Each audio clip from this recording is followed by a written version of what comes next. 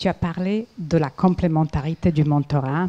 Et justement, de cette complémentarité va nous maintenant parler Dr Manel Dardouri à travers de son étude, de notre étude. Manel, je te présente d'abord. Tu es chercheuse, tu es docteur en sciences de gestion, tu es professeur à l'Université de Lyon 3. Et puis pour le reste, je te donne la parole. C'est à toi, Manel. Merci Lydia pour cette belle présentation. Merci Gabriel.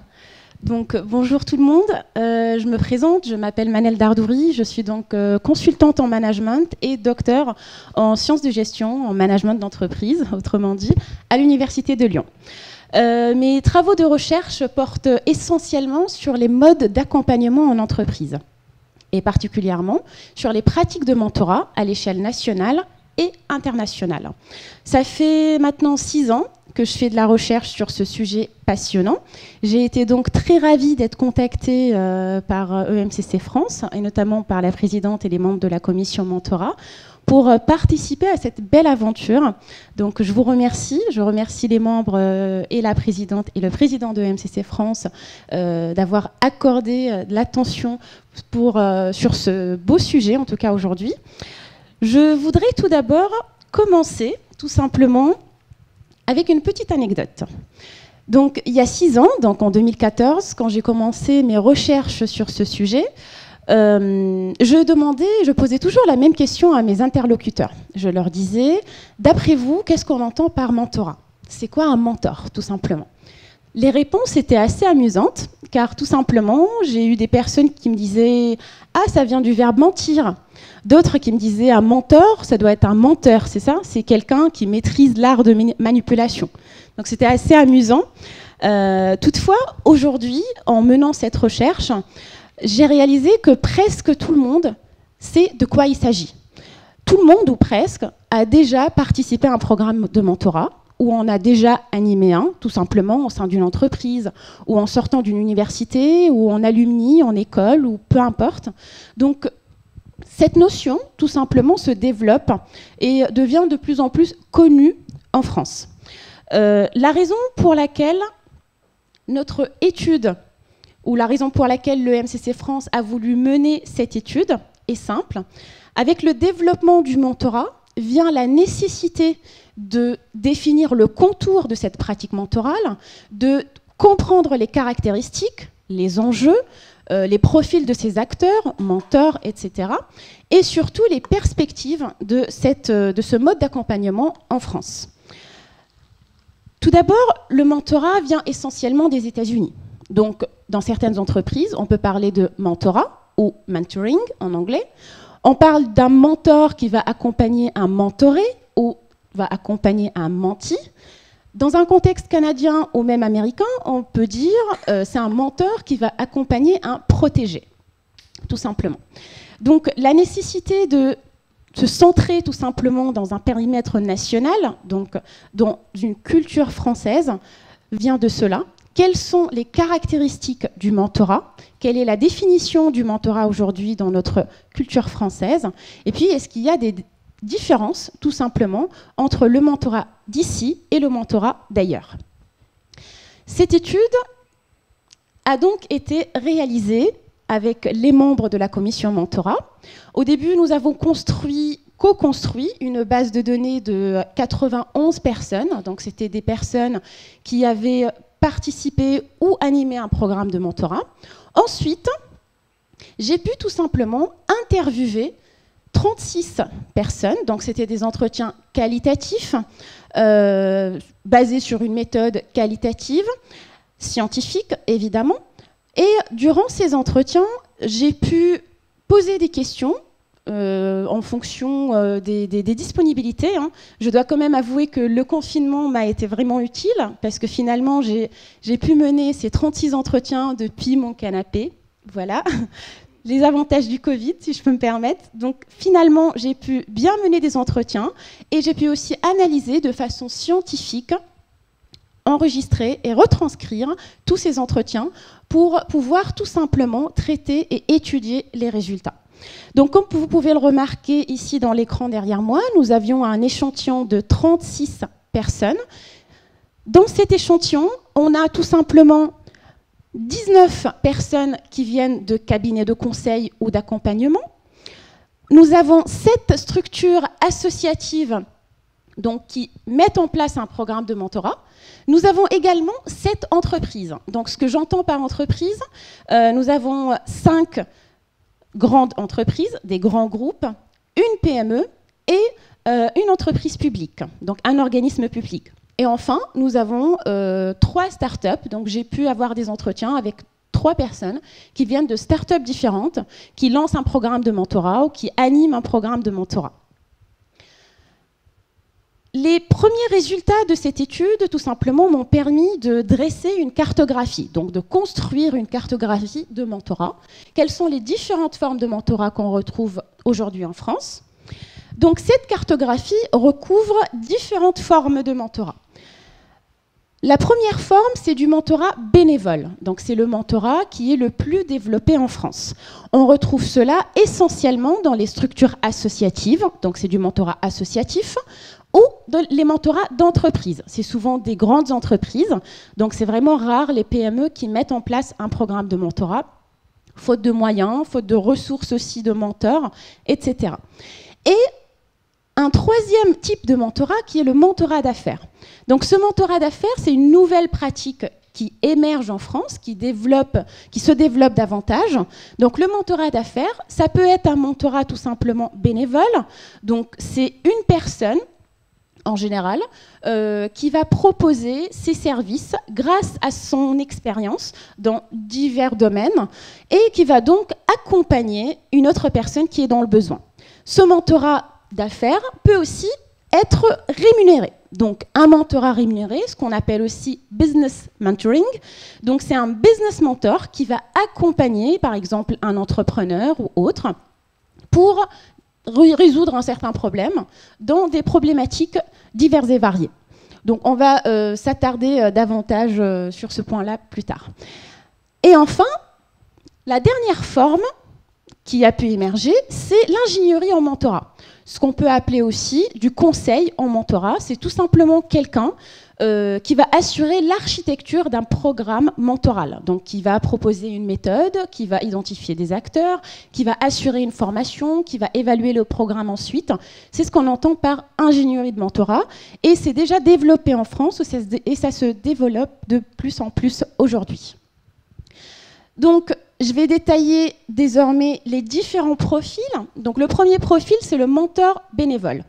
Comme je l'ai précisé, le mentor bénévole, c'est la pratique la plus développée en France et ailleurs d'ailleurs. Donc, le mentor, tout simplement, c'est quelqu'un qui a de l'expérience, qui a un niveau hiérarchique assez élevé. C'est ce qu'on retrouve dans les grands groupes. C'est très développé en France. Et c'est ce qu'on retrouve aussi dans les structures associatives, dans les alumni d'écoles de commerce, d'universités, etc. Et aujourd'hui, on retrouve aussi dans les incubateurs ou même les centres d'entrepreneuriat. Donc ça se développe davantage. Le mentor, il a une certaine posture, car tout simplement, il a développé des compétences tout au long de sa carrière, des compétences comportementales, c'est-à-dire de l'écoute active, de la sympathie, donc c'est une bonne qualité, et aussi la capacité tout simplement d'accompagner quelqu'un, de ne pas forcément se projeter dans la personnalité du mentoré, etc. Donc on retient essentiellement les compétences comportementales, je vais y arriver, et également les compétences métiers. Donc c'est quelqu'un qui a déjà travaillé, occupé différents postes, et qui a développer une certaine polyvalence en termes de métier. Le deuxième profil, avant de passer au deuxième profil, un petit témoignage. Donc, dans ce témoignage, tout simplement, j'avais un mentor d'un grand groupe qui me disait que le programme de mentorat est porté par notre DG, donc directeur général. Il a été co-construit avec la direction pour identifier sa visée et l'objectif par rapport à notre stratégie générale. Ce que l'on peut retenir ici, le plus important, c'est que un programme de mentorat réussi, c'est un programme qui est porté par les membres du CODIR, la direction en général. Donc, le fait qu'un programme soit porté par quelqu'un d'influence va motiver les mentors, c'est un exemple à suivre, et va aussi motiver les mentorés. Ensuite, le programme, il est co-construit. Cette co-construction permet à un programme mentoral, tout simplement, d'être aligné à la stratégie d'une entreprise. Donc cet alignement, c'est vraiment un point essentiel. On ne va pas juste lancer un programme mentorat pour le lancer. Donc on va l'inscrire dans la stratégie de notre entreprise. Et ensuite, donc, comme vous pouvez le remarquer, il faut avoir une visée et un objectif. Ce sont les points clés d'un programme de mentorat bénévole. Le deuxième profil, c'est un mentor rémunéré. Ici, c'est ce qu'on appelle aussi business mentor ou mentor d'affaires. Donc, le mentor d'affaires, tout simplement, c'est quelqu'un qui a en moyenne, je dis bien en moyenne, 20 ans d'expérience. Donc, c'est une personne qui a occupé différents postes dans différentes entreprises, qui a acquis une certaine expérience et une certaine aisance aussi. Donc, ici, on va retrouver une posture et des compétences comportementales, encore une fois, de l'écoute active, de la sympathie, etc., des compétences métiers, c'est ce qu'on retrouve aussi chez le mentor bénévole, mais aussi des compétences relationnelles, pédagogiques, opérationnelles. Qu'est-ce que j'entends par compétences opérationnelles? C'est tout simplement, c'est quelqu'un qui sera en mesure de mettre en place une méthode pour répondre à un certain besoin, pour atteindre un objectif. Donc, peut-être tout le monde en entreprise ne sait pas forcément le faire, peut-être si. Donc, tout dépend des entreprises et tout dépend des profils. Mais un business mentor ou un mentor d'affaires, c'est quelqu'un qui est rémunéré pour faire cela. Donc, ça peut être un particulier ou ça peut être tout simplement un consultant, c'est-à-dire quelqu'un qui travaille en cabinet de conseil et qui propose ses services, tout simplement, avec une offre bien détaillée. En témoignage, ce témoignage m'a particulièrement... j'ai trouvé ce témoignage particulièrement intéressant. L'idée est d'accompagner des personnes en partageant mon expérience acquise dans des fonctions similaires en suivant une méthode éprouvée à laquelle j'ai été formée par le cabinet. Comme vous pouvez le comprendre, c'est un business mentor dans un cabinet de conseil. Donc le cabinet a formé ce business mentor pour qu'il puisse accompagner des dirigeants, des cadres et dirigeants, des entrepreneurs, etc., en suivant une méthode qui est prédéfinie par le cabinet et surtout, tout cela est basé sur l'expérience de cette personne. Donc finalement, le business mentor va puiser dans son expérience pour pouvoir apporter des réponses importantes aux besoins de son mentoré ou de son menti. À vous de choisir le terme qui vous convient. Donc le troisième profil, c'est l'ingénieur en mentorat. Comme je l'ai dit, c'est un peu un consultant qui va poser le cadre d'un mentorat, d'un programme de mentorat. Il va donc former les acteurs, former les mentors, former les mentorés pour avoir une certaine posture. Donc l'ingénieur, c'est l'architecte du mentorat. Donc l'ingénierie en mentorat est bien développée aujourd'hui, ça se développe davantage. C'est un métier qui est exercé à part entière. Donc on retrouve des consultants, ou on peut aussi les appeler des accompagnateurs, des formateurs, qui vont intervenir en entreprise pour pouvoir assurer la formation, assurer le suivi parfois, assurer l'évaluation. Donc tout dépend du besoin des entreprises. On peut aussi retrouver cela en interne dans des entreprises. C'est souvent porté par des personnes, par exemple les adjoints RH ou autres, qui vont suivre le programme de mentorat. Donc c'est un poste, c'est une fonction qui est complémentaire, on va dire, avec les tâches de cette personne. En termes de posture et de compétences, c'est quelqu'un qui viendra mettre en place toute une méthode à suivre pour atteindre un certain objectif. Donc je vous rappelle que le mentorat en général doit être toujours aligné avec la stratégie d'une entreprise. Donc l'ingénieur en mentorat, il pourrait assurer cela. Donc il pourra intervenir en amont pour guider, ou plutôt pour orienter un peu la direction, pour dire qu'est-ce qu'on doit faire, quelle est la cible, qui sont les mentors, qui sont les mentorés, etc. Donc aujourd'hui, nous avons le MCC France. On a une fiche métier, tout simplement, qui indique ou qui plutôt détaille les différentes compétences, les différentes caractéristiques d'un ingénieur de mentorat. Donc le témoignage qui peut être intéressant ici, c'est le suivant. Le but d'un ingénieur de mentorat est d'outiller des programmes, de préparer les participants à cette pratique mentorale. Nous formons les mentors et les mentorés à la posture mentorale. Donc, ce qui est important à retenir, c'est que toute façon, l'ingénieur en mentorat, il va intervenir pour former à la posture. Donc, on ne va pas forcément parler de compétences, mais de la posture à avoir. La posture d'un mentor, la posture d'un mentoré. Donc, je ne vais pas pouvoir détailler tous les bénéfices, évidemment, du mentorat. La liste est longue et surtout, les bénéfices ou les apports d'un mentorat varient en fonction de l'objectif du programme qui est mis en place. Mais ce que j'ai pu retenir, essentiellement, donc, le mentorat permet aux mentorés de mieux appréhender l'environnement du travail. Donc, tout simplement, mieux comprendre les perturbations, mieux comprendre la transformation d'une entreprise, par exemple, si l'entreprise en question est en fusion, mieux comprendre un licenciement d'une personne, par exemple. Donc, ensuite, de gagner en confiance en soi. Il y a plusieurs personnes qui font du mentorat, pas forcément pour développer leur carrière ou autre, mais plutôt pour se sentir mieux dans leur entreprise, dans leur poste actuel, pour gagner en assertivité aussi. Le troisième point, c'est de prendre du recul par rapport à une situation tendue, par exemple, ou prendre du recul par rapport à toute la carrière, se poser des questions, être en posture réflexive pour se dire quelle est la next step pour moi, tout simplement. Accélérer et enrichir ses prises de décision. Donc ça a été retenu notamment dans le cadre de mentorat d'affaires. Donc les business mentors, tout simplement, ont accompagné des entrepreneurs ou des responsables, des dirigeants d'entreprise. Et finalement, le dirigeant a dit que le mentor lui a permis ou a aidé à accélérer le processus de prise de décision. D'où d'ailleurs l'importance d'avoir une méthode et une formation en amont.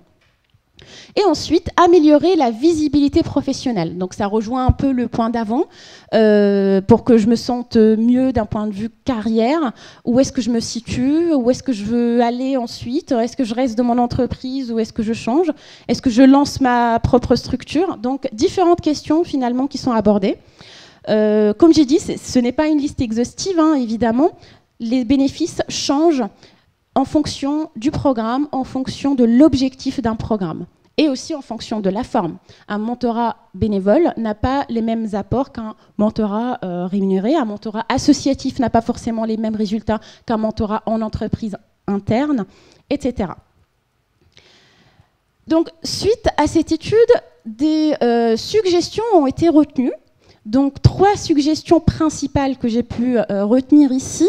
Il y en a d'autres, hein, évidemment. Merci aux participants qui permettent finalement, qui contribuent à améliorer cet état sur le mentorat, l'état des lieux sur le mentorat.